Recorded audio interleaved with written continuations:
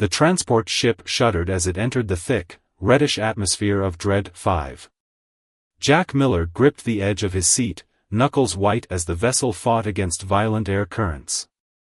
Through the small viewport, he could see the planet's surface, a barren wasteland of jagged rock formations and bubbling acid lakes. "First time on Dread 5?" asked the pilot, a weathered man with deep lines etched into his face. Jack nodded. "Is it always this rough?" The pilot laughed. "This is one of the good days. Wait till you see a storm." The ship descended toward a massive structure, the only sign of civilization on this hellish world. The Maximus prison facility stood like a metal fortress, its walls thick and tall, watchtowers positioned at strategic points. As they approached the landing pad, Jack noticed figures in heavy protective suits patrolling the perimeter. After landing, Jack donned his own suit and helmet before stepping out. The gravity hit him immediately, 1.3 times Earth standard. The air, even filtered through his suit, smelled of sulfur and metal. "Miller. Over here." A tall woman in a warden's uniform waved from the entrance to the facility.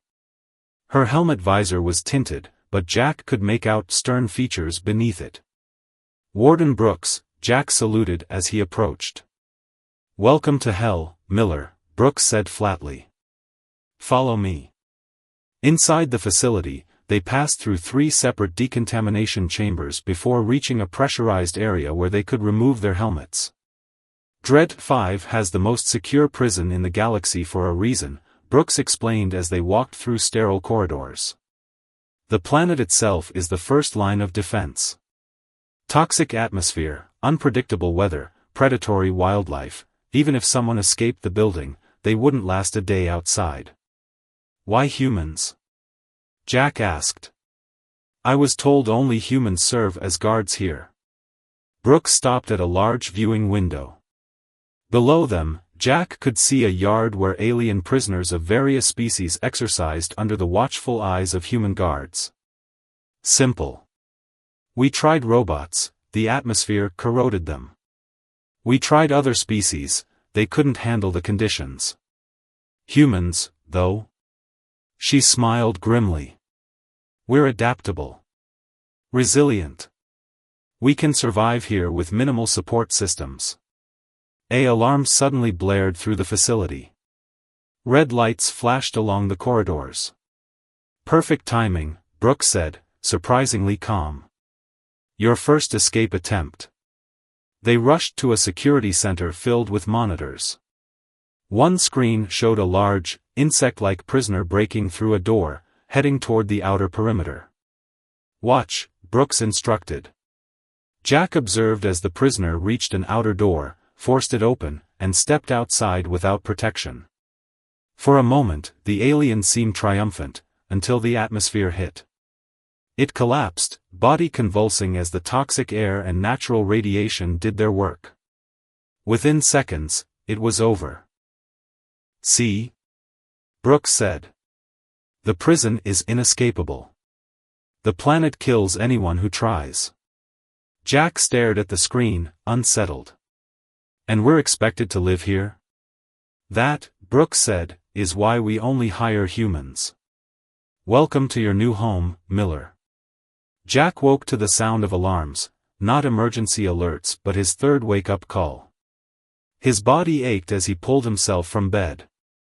3 weeks on Dread 5, and he still hadn't adjusted to the higher gravity. "Rough night?" A stocky man with graying hair leaned against the doorframe of Jack's quarters. "Every night is rough, Tom," Jack replied, pulling on his uniform. Tom had been on Dread 5 for 7 years, a record among the guards. His skin had a permanent reddish tint from radiation exposure, despite the protection protocols. "You'll adapt. We all do, or we leave in body bags." Tom tossed Jack a small pill. "Gravity supplement. Makes your bones denser. Not approved back on Earth, but here.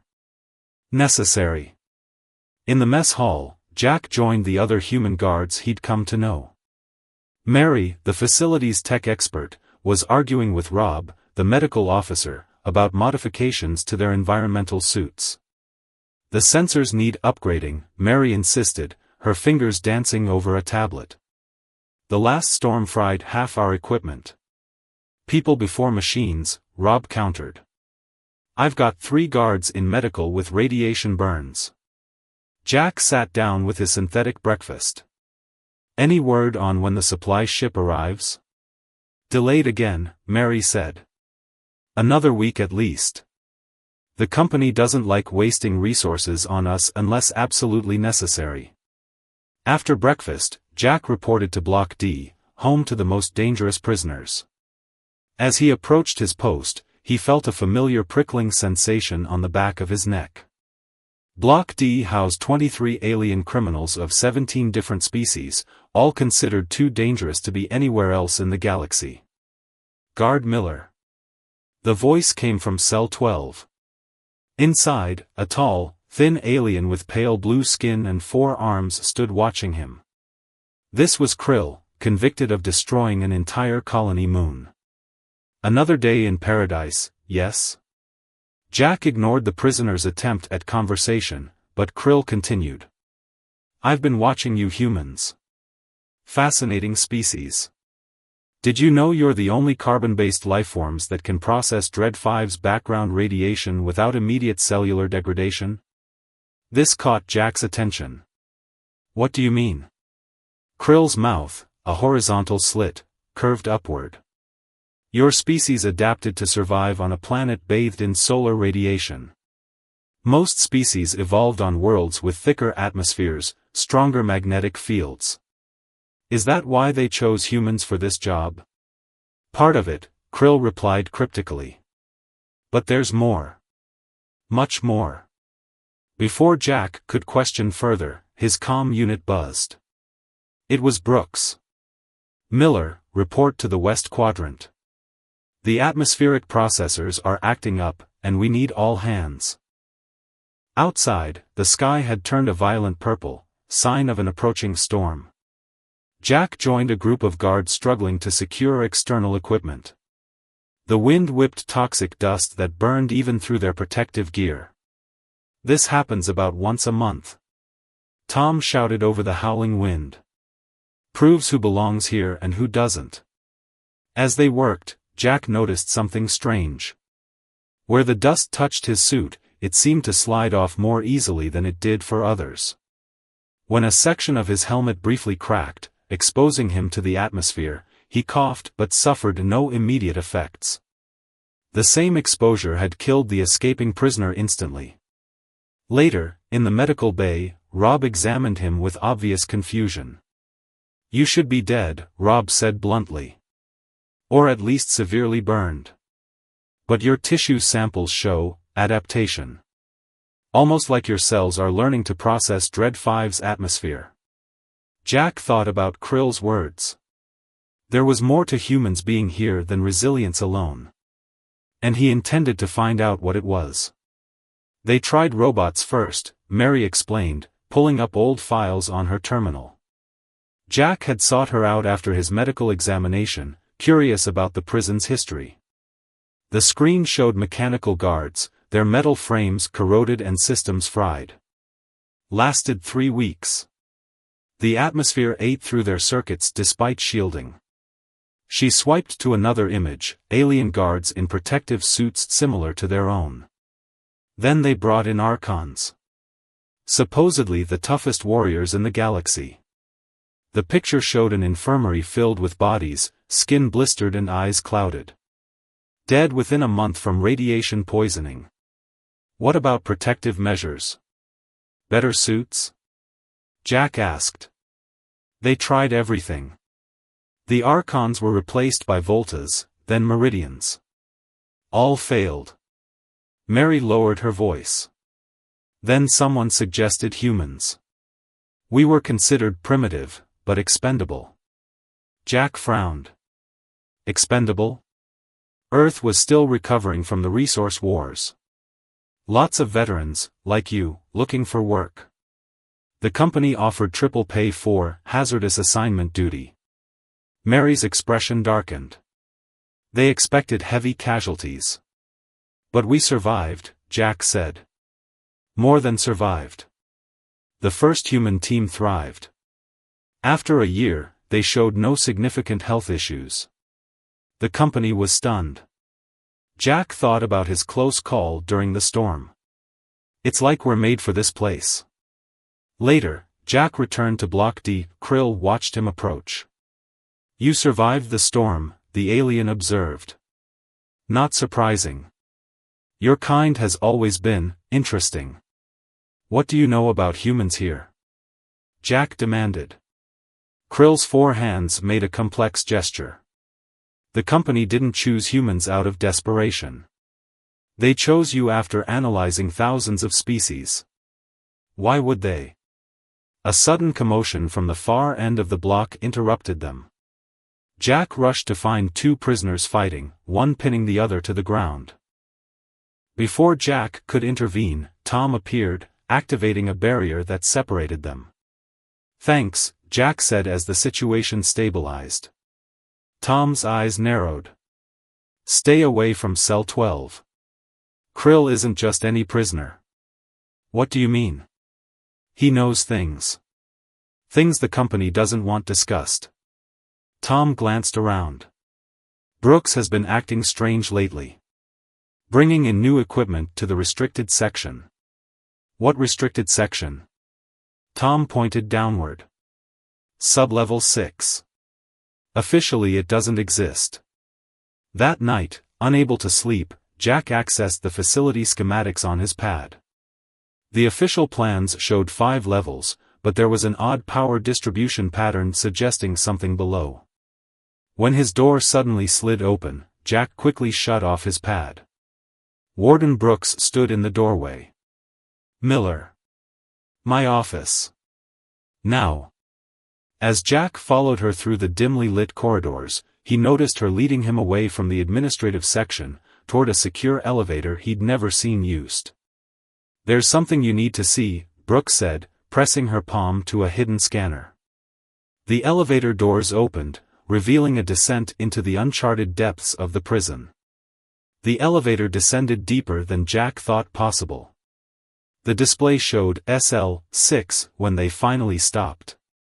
The doors opened to reveal a sterile white corridor unlike the industrial gray of the upper levels. What is this place? Jack asked, following Brooks. The real reason for this facility, she replied. They passed rooms with observation windows. Inside each, aliens of various species were confined to medical beds, hooked to machines Jack didn't recognize. Scientists in white protective gear moved between the rooms, taking readings. These aren't regular prisoners, Jack realized. Brooks nodded. They're test subjects. Each possesses unique biological traits. She stopped at a window showing a small, gray alien floating in a tank of blue liquid. This one can regenerate entire limbs. Imagine that ability in human soldiers. Jack felt sick. This is illegal under galactic convention. Conventions are for the weak, Brooks said flatly. Earth needs advantages to survive in this galaxy. I don't understand. What does this have to do with human guards? Brooks smiled thinly. Dread 5's radiation causes accelerated mutation in most species. In some, it unlocks hidden genetic potential. She handed Jack a tablet. Including humans. The tablet showed medical data, his medical data, alongside others. All guards showed cellular changes after exposure to Dread 5's environment. We're not just guards, Jack said, understanding dawning. We're test subjects too. The most promising ones, Brooks confirmed. Unlike the aliens, humans adapt to the radiation instead of dying from it. We're working to isolate that trait. As they walked back to the elevator, Jack's mind raced. This explained everything, why only humans were recruited, why medical checks were so frequent. Why show me this? He finally asked. Because I need someone I can trust. Someone to help manage the subjects when things progress. Later that night, Jack found Mary in her quarters. "I need to talk to you," he whispered, looking over his shoulder. "About Sub-Level 6. Mary's eyes widened. "You've seen it? The labs?" Jack nodded. "Brooks showed me everything. They're experimenting on prisoners, and on us." "I know," Mary said quietly. "I discovered the data transfers months ago. Been trying to decrypt them." She pulled out her pad, showing Jack fragmented files. "These aren't just experiments. It's something bigger." "What do you mean?" "These power signatures," Mary pointed to energy readings. "They're weaponizing the mutations." A soft knock interrupted them. Tom stood in the doorway, his expression grim. "You two should be more careful who you trust," he said, closing the door behind him. In his hand was a security badge, higher clearance than even Brooks had shown. "Who are you really?" Jack demanded. Tom's voice dropped. "Someone who's been trying to shut this place down for years. And I think you two can help me."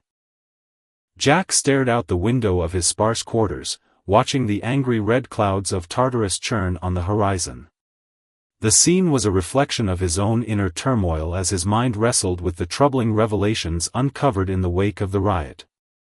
The official reports painted a picture of a chaotic but uncoordinated uprising, instigated by the ion storm's disruption of the prison's security systems. But Jack's instincts, honed by years on the job, told him there was more to the story. The pieces didn't quite fit together. His suspicions centered on Draz, the enigmatic Krillith prisoner who had been a central figure in quelling the riot. While the other guards lauded Draz's actions as heroic, Jack couldn't shake the feeling that the alien had been a little too prepared, a little too eager to take charge of the situation. Against the warden's explicit orders to let the matter rest, Jack began to quietly investigate Draz's background. Late-night forays into the prison's database, careful conversations with inmates who might have had dealings with the Krillith in the past. Slowly, a disturbing picture began to emerge. Draz, it seemed, was no ordinary prisoner. Whispers painted him as a notorious interstellar crime lord, with a reach that extended far beyond the confines of Tartarus. If the rumors were to be believed, Draz had been the mastermind behind some of the most audacious heists and brutal power plays in the galaxy's seedy underbelly. But what was such a high-profile criminal doing in a place like Tartarus, posing as a common inmate? The answer, Jack suspected, lay in the riot.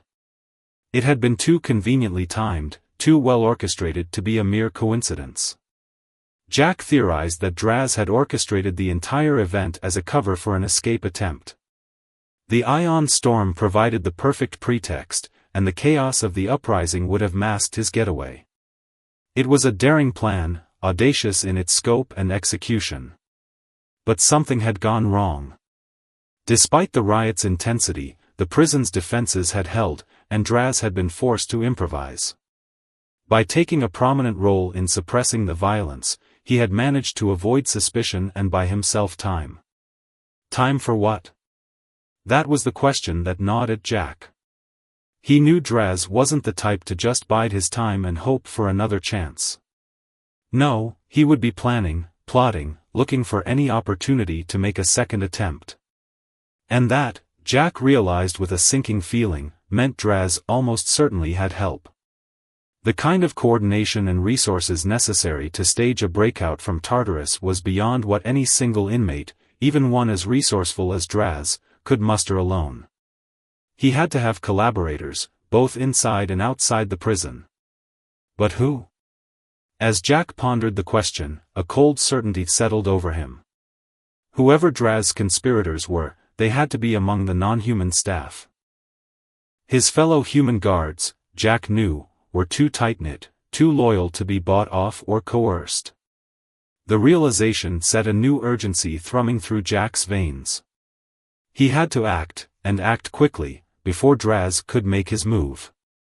But he would need proof, and allies he could trust. It was a daunting prospect on a world as unforgiving as Tartarus. Jack turned from the window, his jaw set with grim determination. No matter the risks, no matter the challenges ahead, he would not let Draz and his schemes threaten the fragile order he and his fellow guards fought so hard to maintain. Tartarus was his responsibility, and he would not fail in his duty. Jack knew he had to act fast. If his suspicions about Draz were correct, the notorious criminal mastermind would undoubtedly attempt another escape, and soon.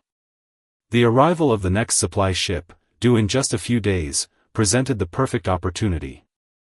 Poring over duty rosters and personnel files, Jack carefully compiled a list of the non-human guards and staff he suspected might be in league with Draz. There were a handful of names that kept cropping up, individuals with histories of disciplinary issues, unexplained absences, or ties to the same criminal factions Draz was rumored to control. But mere suspicion wouldn't be enough. Jack needed hard evidence, something concrete to take to the warden and his superiors.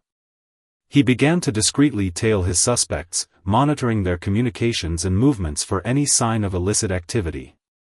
It was on the third night of his clandestine surveillance that Jack finally caught a break. He watched as one of the suspects, a Zathian maintenance worker, slipped away from his post and made his way deep into the bowels of the prison. There, in a forgotten service tunnel, the Zathian met with a hooded figure Jack recognized as one of Draz's cellmates. Though he couldn't make out their words, their furtive body language and the exchange of a small data chip told Jack all he needed to know. Heart pounding, he documented the meeting with his wrist-mounted imager, knowing this was the proof he had been seeking. But Jack knew he couldn't trust the prison's normal chain of command, not with the extent of Draz's infiltration still unknown. Instead, he quietly reached out to a select group of his fellow human guards, men and women he knew were incorruptible and fiercely dedicated to their duty. Together, they formed a covert task force, working in secret to unravel the web of Draz's conspiracy. Time was their enemy, every moment bringing the supply ship and Draz's inevitable escape attempt closer. But Jack refused to let the pressure or the sleepless nights deter him. Too much was at stake. As he briefed his team on the plan to counter Draz's scheme, Jack felt a grim sense of resolve settle over him. Come what may, they would not let the prisoners threaten the fragile peace they had worked so hard to build on Tartarus. Even if it meant facing the worst the deadly world had to offer, Jack and his human colleagues would stand firm, a line of defense against the chaos.